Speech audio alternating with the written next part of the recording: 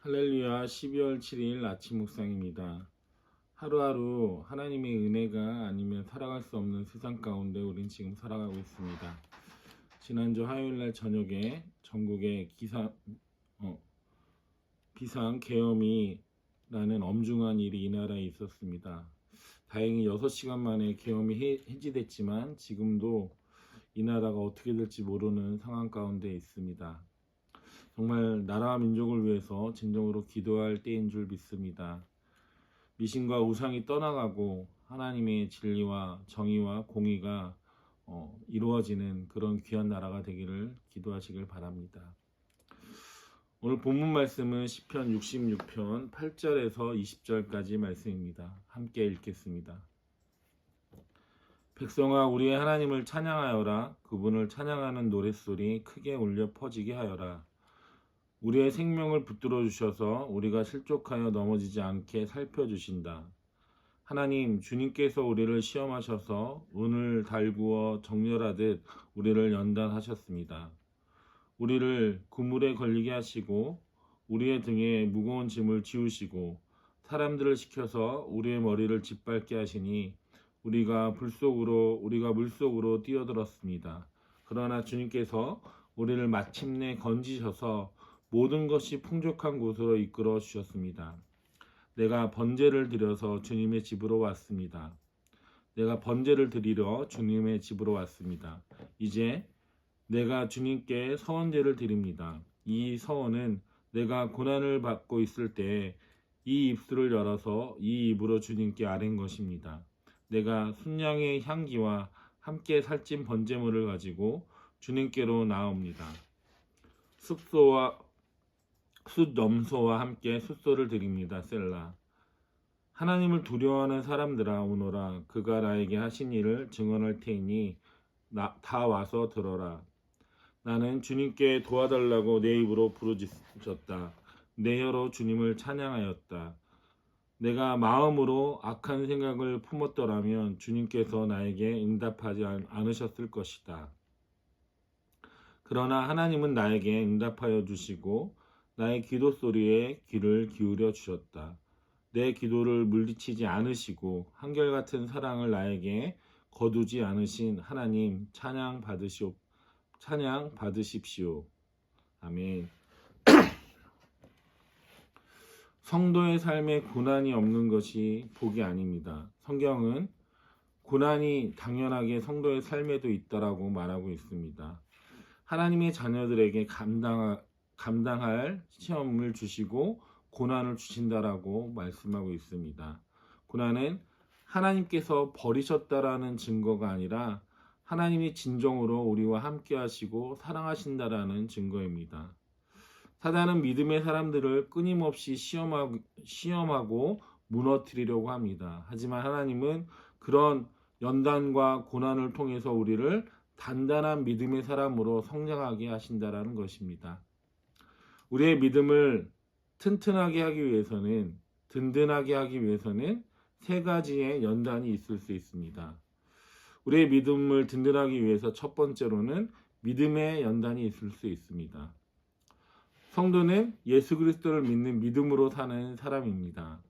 믿음이 아니면 사단의 공격을 이길 수 없습니다. 하나님께서는 저와 여러분이 단단한 믿음으로 사단의 유혹과 공격을 이기길 원하십니다. 그래서 저와 여러분에게는 믿음의 단련, 즉 믿음의 훈련이 필요합니다. 오늘 시편 기자는 10절 말씀에 이렇게 고백하고 있습니다. 하나님, 주님께서 우리를 시험하셔서 은을 달구어 정련하듯 우리를 연단하셨습니다. 순도 높은 은을 만들기 위해서는 높은 온도에 은을 달구어 단련하듯이 하나님은 저와 여러분의 믿음을 단련하신다라는 것입니다.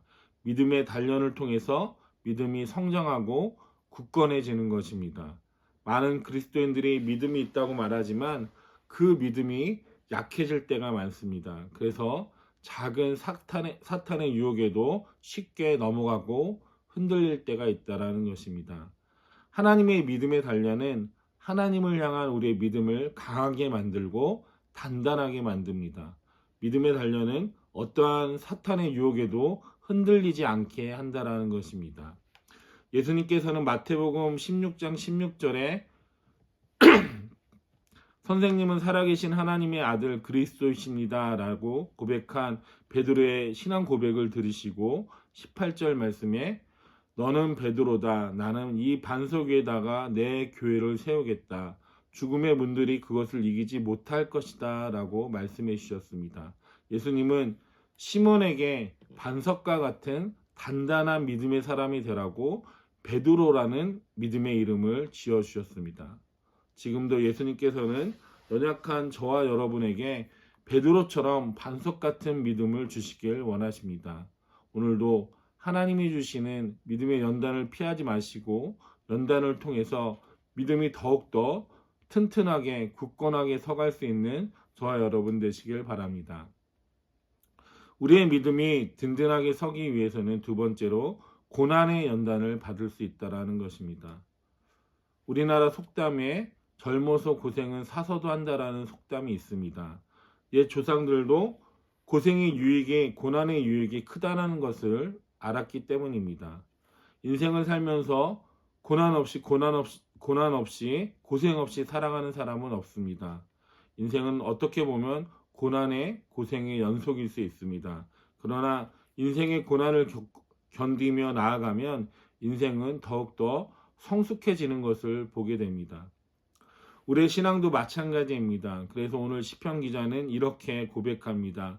11절과 12절 말씀에 우리를 그물에 걸리게 하시고 우리의 등에 무거운 짐을 지우시고 사람들을 시켜서 우리의 머리를 짓밟게 하시니 우리가 물속으로 뛰어들었습니다. 인생은 영적인 정쟁입니다.